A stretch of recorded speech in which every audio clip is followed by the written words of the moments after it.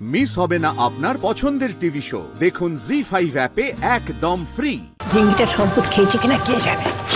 খেয়েছে তুই ভালো করে দেখে এসেছিস তো? হ্যাঁ গো হ্যাঁ।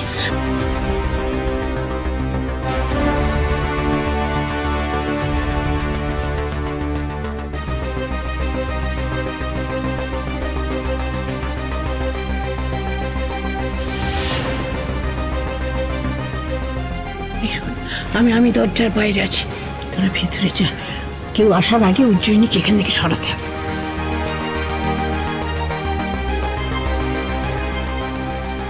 কি রে উজ্জয়িনী? মহিলা আবার এদিকে আসছে। আসে আসুক, তোরা তোদের কাজ কর না, যা ভেতর ঢুকে দরজাটা দে। কিন্তু মা আপনি, আরে আমার কথা ভাবতে হবে না, তোরা এখানে দাঁড়িয়ে সময় নষ্ট না করে ভেতরে যা যা যা। ওটা আমি, তোমায় যদি কেউ দেখে ফেলে? আমার কথা চিন্তা করছো, ভেতরে যাও তো, যা।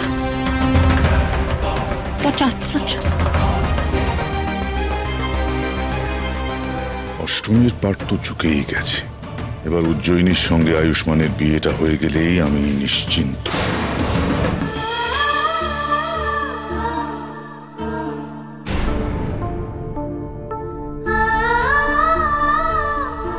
মা, বাবা, আমার জীবনের এত বড় একটা ঘটনা তোমাদের জানাতেই পারলাম না।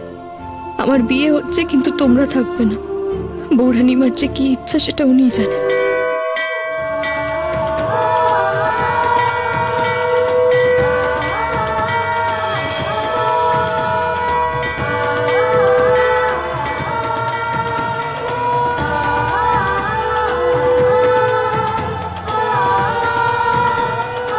আমার না ভয় করছে, মানে সবকিছু ভালো ভালো মিটবে তো? তুমি মুখটাকে এরম করে রেখো না মা, মুখটাকে ঠিক করো। সবকিছু ভালো ভালো মিটবে, তুমি শুধু বৌরানিমাকে ডাকো। ওই তো এসে গেছে।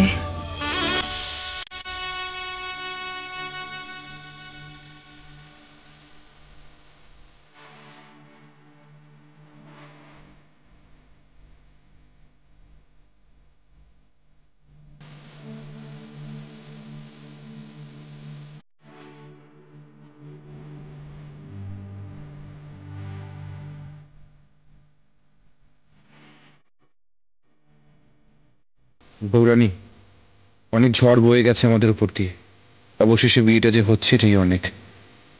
কিন্তু এই বিয়ে নিয়ে সব থেকে যিনি খুশি হতেন, না না, আমি অষ্টমীর কথা ভাববো না।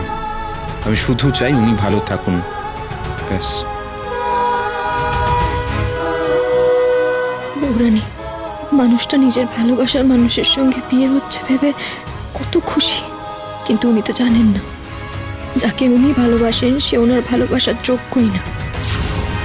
উল্টে সে যে ওনার ক্ষতি করতে চায় এটা ওনাকে কে বোঝাবে? কিন্তু যখন উনি দেখবেন উজ্জয়িনীদের সঙ্গে নয় আমার সঙ্গে বিয়ে হয়েছে, তখন মেনে নিতে পারবে তো? জি5 ডাউনলোড করুন আর সব এপিসোড দেখুন একদম ফ্রি।